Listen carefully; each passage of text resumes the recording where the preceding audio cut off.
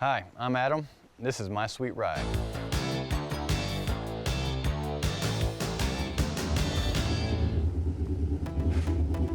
So this is my concept car I've dubbed the RX777.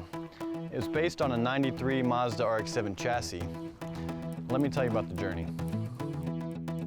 So I originally designed this car on paper in 2006. Then I bought the 1993 Mazda RX7, perfectly good condition vehicle, but I bought it only to do this build. Upon getting that car, it went straight to the shop. We took out the whole engine, the driveline, axles, chopped most of the body entirely off the vehicle, and then that's where we started with our raw sheet metal forming and finishing with hammers and rollers, English wheel, forming the body by hand.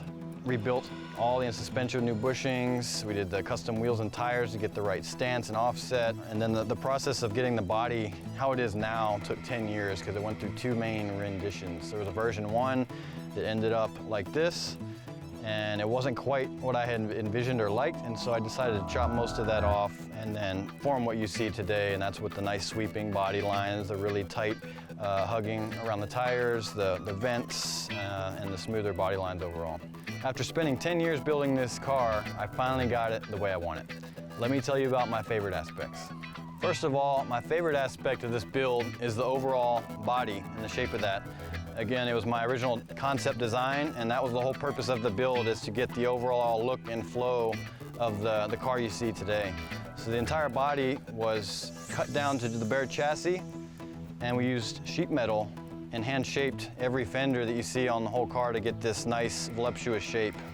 And it's the only one of its kind. My next favorite aspect of this build are the wheels and tires. So I built the wheels 3 or 4 times using different inner and outer widths of the rim to get the perfect offset and stretch on the tire without contacting the fender. Another one of my favorite aspects of this build is the monster drivetrain we put in it. I wanted to put the physically largest displacement motor I could possibly fit in this chassis, so we went with the LSX race block. It was hand-built by a master engine builder. This displacement is 7.7 liters, hence part of the name RX777, and it revs to 8,000 RPM and makes 950 horsepower on pump gas. When I designed this car, I didn't want it just to be a show queen or just a body. I wanted the thing to perform and handle just like a supercar would.